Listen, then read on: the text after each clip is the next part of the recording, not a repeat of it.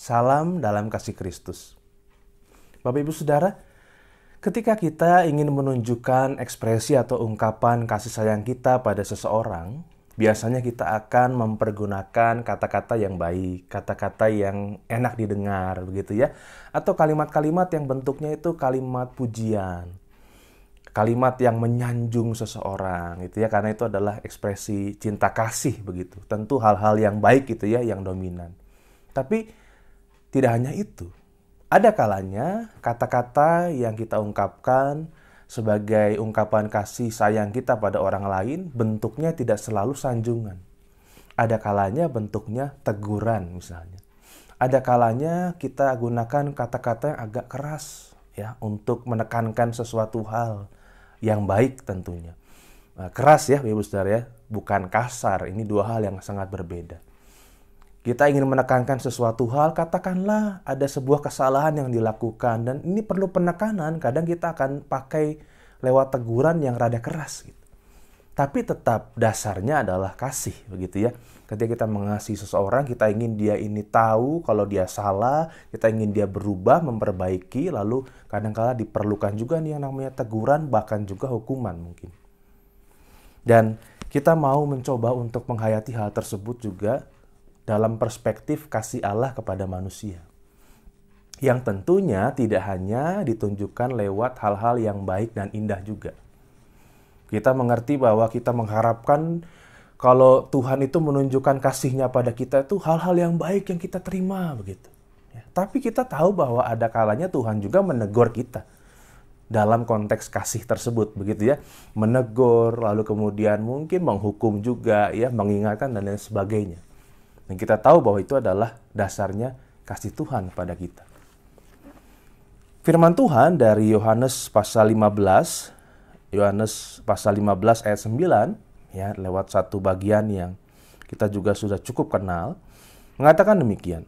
Seperti Bapa telah mengasihi aku, demikianlah juga aku telah mengasihi kamu. Tinggallah di dalam kasihku itu.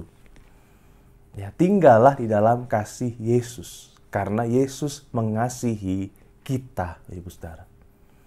Nah, ketika kita menghayati hal ini, bahwa kasih Allah, kasih Yesus tidak selalu bentuknya adalah hal-hal yang menyenangkan. Seperti yang sedang kita alami sekarang lah di tengah pandemi misalnya. Kita masih harus menjalani cara hidup yang dipenuhi dengan keribetan begitu ya. Ribet karena masih harus pakai masker begitu. Ketika saya juga berkhotbah di gereja, saya harus pakai sarung tangan, kadangkala harus pakai face shield gitu ya, ribet. Kadangkala juga harus rapid swab antigen dulu begitu. Tetapi keribetan itu semata-mata untuk menunjukkan kasih Tuhan pada kita dan untuk memastikan bahwa kita dalam keadaan yang baik, Ibu Saudara. Tapi kita juga berupaya kadangkala begitu ya untuk tidak mau tinggal dalam kasih Tuhan itu. Kita milih untuk melonggarkan prokes misalnya.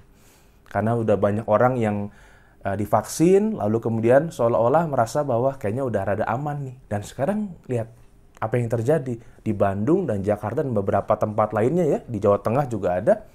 Ini mulai melonjak lagi nih kasus COVID-nya. Karena mungkin banyak orang yang sudah mulai rada kendor juga nih. Namun kita mau tetap percaya, mau meyakini bahwa ketika kita dalam tanda kutip mau meninggalkan kasih Tuhan, Tuhan akan raih kembali gitu. Sehingga ketika sekarang ini kita masih menghadapi situasi yang mungkin gak terlalu menyenangkan, kita percaya bahwa ini pun bagian dari ungkapan kasih Tuhan pada kita.